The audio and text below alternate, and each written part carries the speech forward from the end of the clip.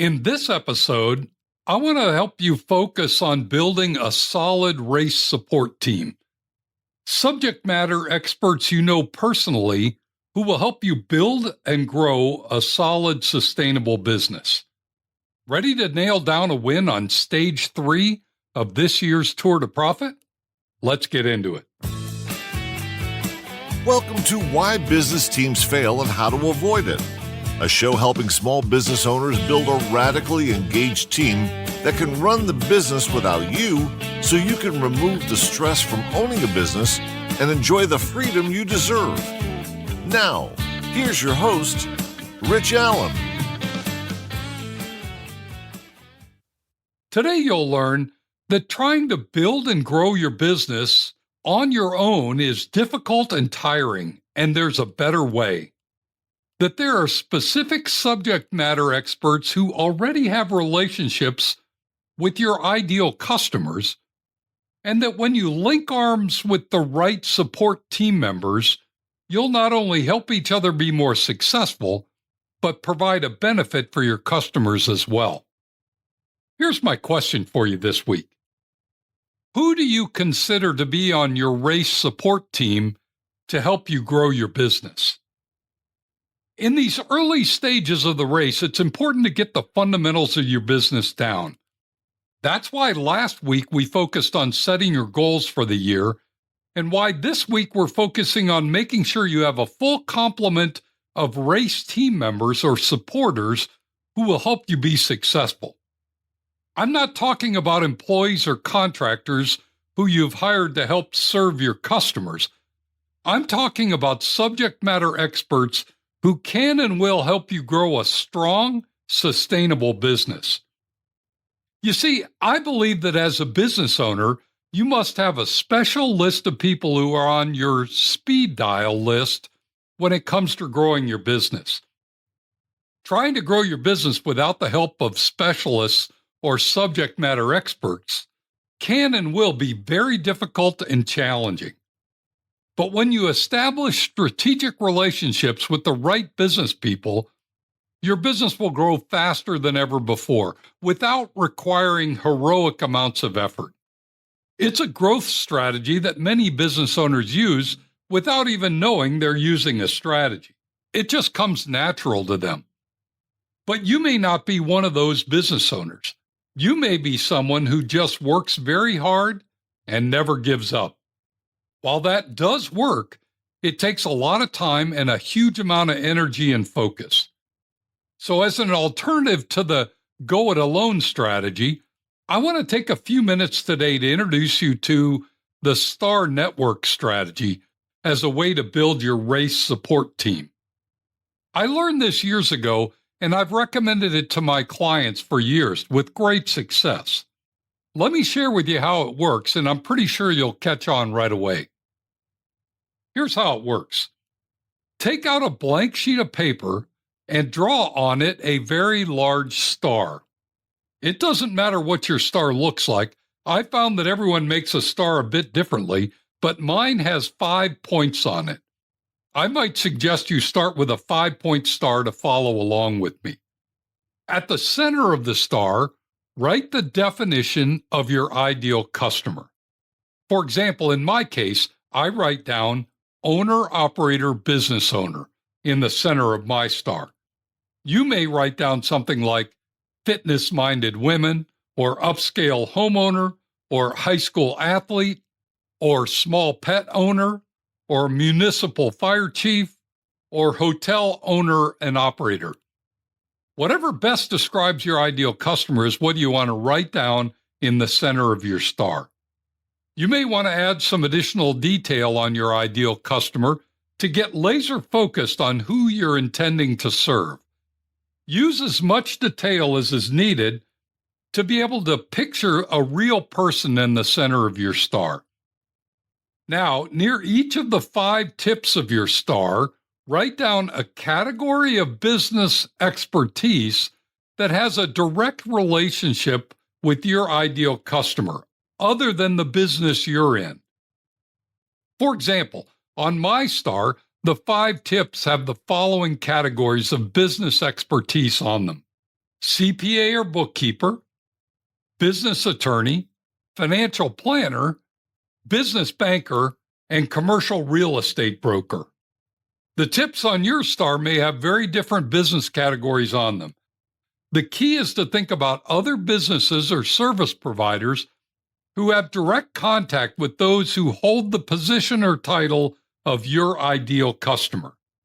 It's likely that you can identify more than 5 other business categories or service providers who have a direct relationship with your ideal customer. That's great. Use the space in between the star points to add those business categories to your page. I have more than 5. On my star, I also have HR service provider, business broker, IT support, insurance agent, and staff recruiter.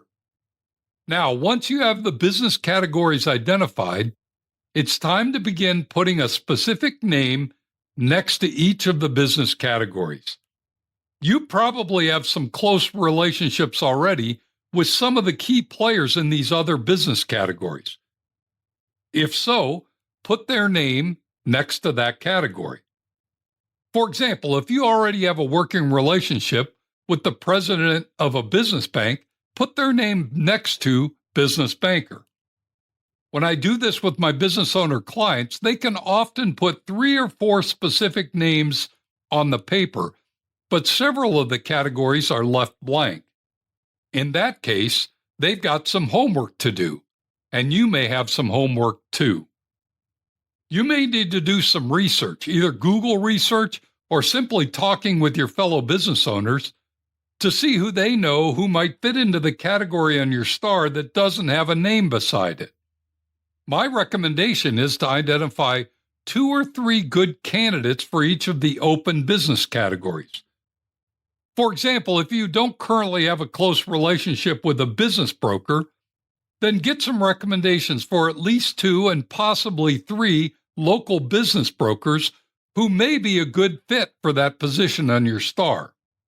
Once you have identified 2 or 3 possible candidates for each, then set some appointments to meet them in person. The idea of meeting them is to let them know you exist, see if there is a fit between what you do and who you serve, and what they do and who they serve. If there is a fit, then you can let them know that you're filling your star network and you're trying to determine if they would be the right person to be on your star. They may be puzzled by your star network idea. If so, let them know that you're looking for someone in their category who can be your go-to person when a question or situation comes up that may need their expertise. You can also share that when one of your customers has an issue or question related to their area of expertise, you'll be using your star network to make a recommendation or introduction to help them solve their specific issue. If they're trying to grow their business as well, they'll get the idea and will be more than willing to reciprocate.